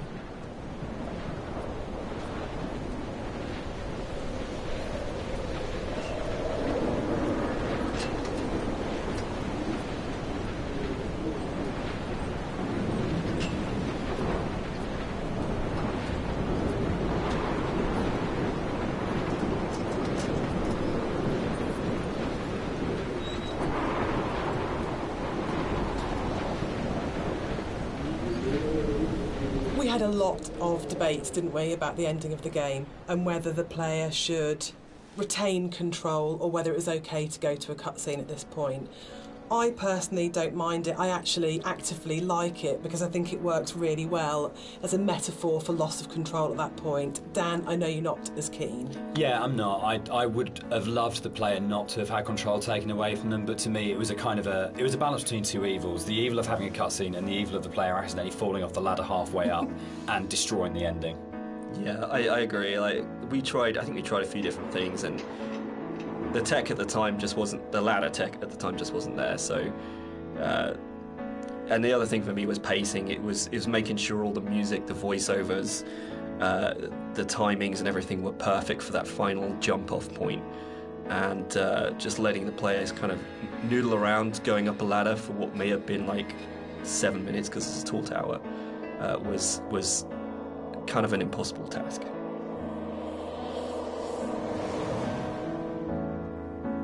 One of the things that I enjoyed the most on working on Dear Esther was Rob's beautiful visuals were so inspiring, but Dan's words are always so amazing to write to. I think that's where we start as a partnership. And the music at the end was so easy to write because that last voiceover, it's the pinnacle of the writing to me, as it should be, because it's the last VO, so you would have failed if it wasn't good, but it is just so beautiful and moving. And for me, talking about whether it's a hopeful ending, the music is really hopeful at this point, and it signifies to me transformation, freedom, escape, acceptance. Yeah, and it was just a beautiful cue to write, actually. I don't know, I can't remember quite where it came from in the mod, but the moment when we went, or we could put the bird in there and you could see the bird's shadow, and actually it turned from being kind of like a straightforward literal suicide into a metaphorical, or to my mind, kind of like, I always really believed the narrator did turn into a bird just before they hit the ground, and that was really important. I think it's probably the strongest ending in any of our games so far. But yeah, I'm very proud of the way everything came together in that last section. Yeah, I think it's the bird thing is particularly interesting because I think it was in the original mod, but the timings and everything were just all off, and you never really saw the seagull. Yeah, at least the shadow as well. It was all kind of like a little bit broken. And I remember when we went back in, I made a real effort to try and get that shadow just out of the center of the view, so you kind of have this hint of something happening, and I think you can hear the sound of a seagull flapping its wings. It's like very subtle, but like you say, I kind of really like the way that came together. It kind of it's very like say it's kind of like a release, but at the same time there's still this kind of ambiguity there that's kind of beautiful. And I'm really proud that I got the monitor in at the end for an ending of, it goes into the hospital monitor signifying the flat line. And I think it's one of those moments where you never want to be so clever that people notice it and it takes them out of the moment, but it just flows in through the music, and it just feels like everything comes together at that last point. That last VO, Rob's amazing visuals and the music, and it feels like a really, really strong and beautiful ending. And then in the last second, Nigel Carrington's delivery of just those two words have come back, where he just pitch perfect. Yeah.